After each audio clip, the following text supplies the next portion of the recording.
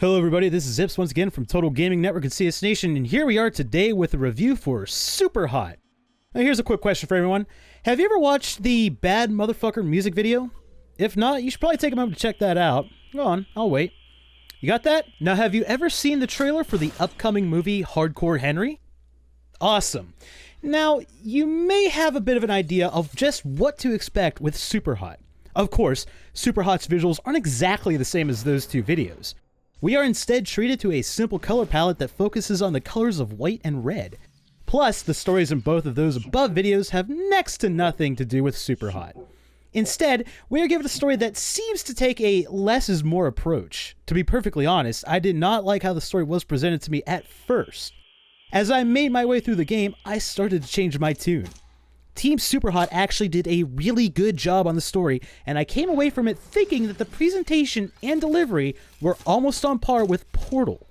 I'm not saying the stories are the same, because they are not. However, both stories brilliantly blend dark themes with a presentation that occasionally breaks the fourth wall. Make no mistake about it, the story in Superhot is better experienced than merely explained to you through this or any other review.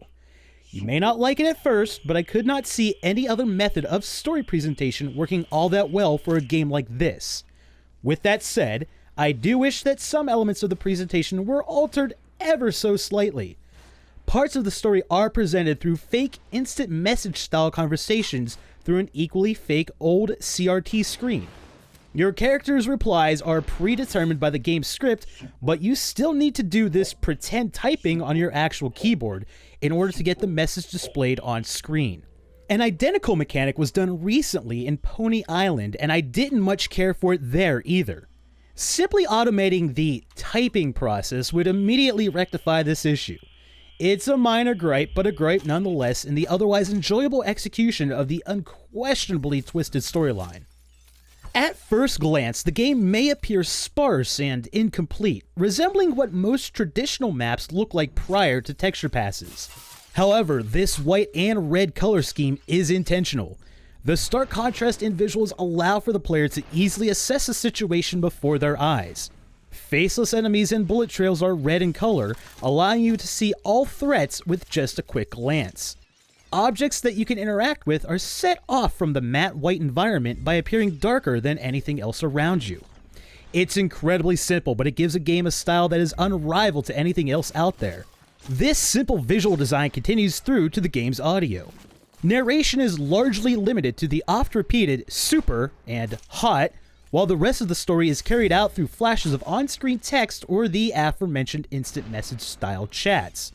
Sound effects are key in Superhot, as a good audio setup will allow you to pick up on cues to know when and where new enemies spawn into the level. This can sometimes mean the difference between life and death. Even with all of these simplistic elements in place, the gameplay in Superhot is surprisingly deep. The game plays out like a complex dance of strategy and FPS genres. The hook with Superhot is that time only moves when you move. Take a step and time advances in real time until you stop. Pick up a weapon and the same thing happens.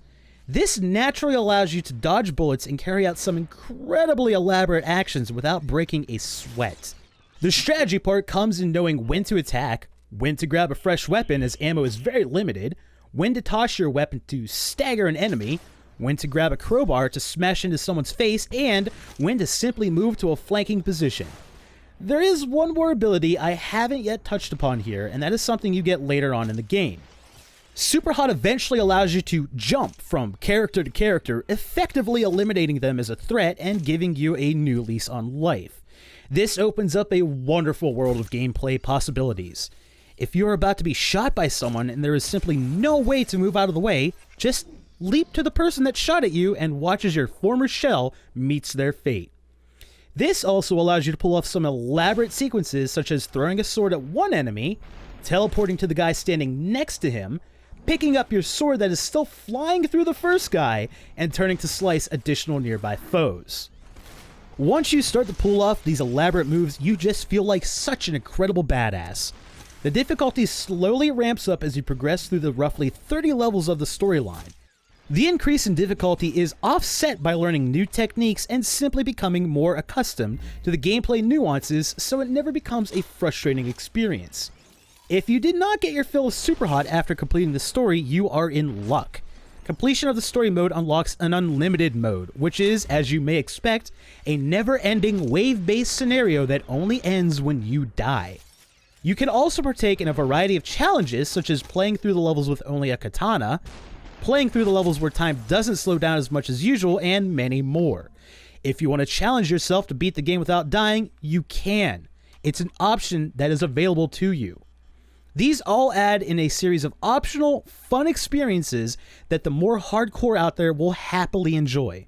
To be honest, the Endless Mode is probably my favorite of the post-story content, but there is literally something for everyone to try at least once. As if that wasn't enough, each level completion rewards the player with a replay of their success. This replay is presented without the pauses in time that you experienced during gameplay. This means that those moves you thought looked cool in slow motion look even cooler when played back in real time. If you think you have the most amazing and unique replay in the world, you can edit it and upload it to Superhot's special Killstagram social media page.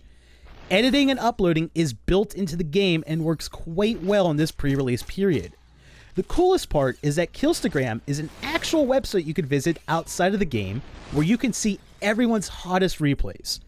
Those who wish to create the most over-the-top and elaborate replays will find near endless enjoyment here. The bottom line is that the main story will run most players just a couple of hours on their first go-around. However, once you factor in the secrets you can find, the post-story challenges, and the fact that some modes offer near infinite replayability, the value proposition for Superhot is tremendous. I have even heard that the team is planning to release some additional content after release, though I do not know the full extent of what that might include just yet. There were a few instances where hit detection was a little questionable, but I never felt as though it was enough to hinder my overall enjoyment. I also did not much care for the instant message story presentation for parts of the main campaign, but this is more of a personal issue than a technical issue encountered. When it comes right down to it, I have very few negative things to say about Superhot. If you want to feel like you're one of the most amazing action stars of this or any generation, Superhot will deliver and then ask if you want seconds. I highly recommend this game to fans of first-person shooters, fans of games that make you think, for fans of smart and twisted storylines, and for fans of fun. As always, I want to thank you for watching our review. This has been Zips from Total Gaming Network and CS Nation, and I will catch you next time.